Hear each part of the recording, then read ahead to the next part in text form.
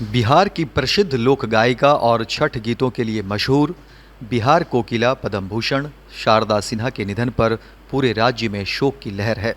युवा नेता राजू दानवीर ने आज शारदा सिन्हा के राजेंद्र नगर स्थित आवास पर जाकर उनके पार्थिव शरीर का दर्शन किया और उन्हें पुष्प अर्पित कर श्रद्धांजलि दी।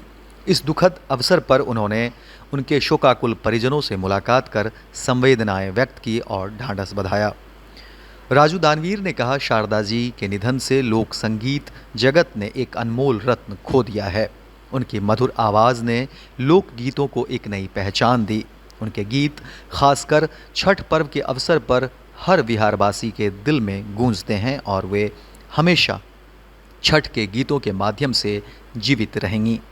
उनका योगदान लोक संगीत को सदियों तक प्रेरित करता रहेगा। उन्होंने आगे कहा कि शारदा सिन्हा का जाना न केवल उनके परिवार के लिए बल्कि उनके अनगिनत प्रशंसकों और पूरे बिहार के लिए एक बड़ी क्षति है। उनके गीत आने वाली पीढ़ियों को भी सांस्कृतिक धरोहर के रूप में प्रेरणा देते रहेंगे।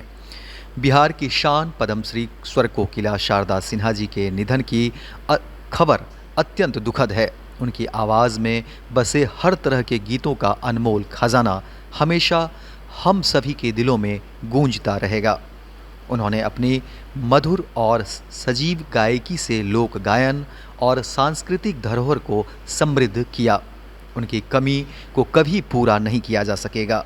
शारदा जी का योगदान हमेशा अमर रहेगा। ईश्वर उनकी आत्मा को चिर शांति प्रदान करे। ओम शांति। विनम्र श्रद्धांजलि। देखिए, ये बिहार किसान, देश किसान, पद्मश्री कोकिले आवाज़ के स्वर के जादूगर और शारदा जी का जाना कहीं न कहीं देश में बहुत बड़ी क्षति है। और जो भोजपुरी, मैथिली, बिहार में मगही और अन्य भाषाओं में, हिंदी भाषाओं में विवाह गीत, छठी गीत, हर तरह का जो गीत का समागम होता था पूरे हर जगह पर, और छठी मैया के समय में जाना बहुत ही पूर्णीय क्षति है।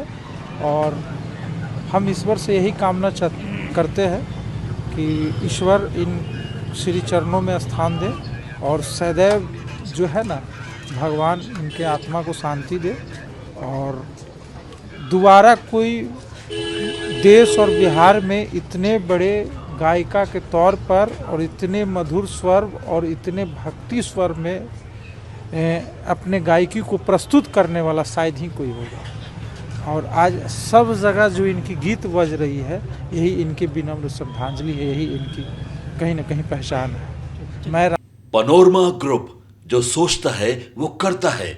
आपके अपने सपनों का आशियाना। पूर्णिया वापस जाएंगे। जॉब छोड़ दिया है?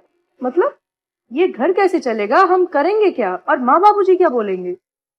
इसलिए मैं एक और मिठाई का डब्बा लाया। अपने बिजनेस के लिए लोन अप्रूव हो गया।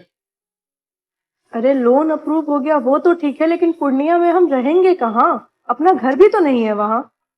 इसलिए तो एक और मिठाई का डब्बा अलग से लाया हूँ। हमने पूर्णिया में घर ले लिया है, पूर्णिया के ई होम्स पैनोरमा में। पूर्णिया में पैनोरमा ग्रुप लेकर आए हैं ई होम्स पैनोरमा। बड़ा घर, आलीशान जिंदगी और अत्याधुनिक सुविधाओं के संग। अरे अरे, अब क्यों मुंह मीठा करवा रही हो? क्योंकि हम घर वापसी जो कर रहे हैं। घर वापसी की खुशी पूर्णिया में ई होम्स पैनोरमा के संग। ई homes panorama, luxurious lifestyle redefined.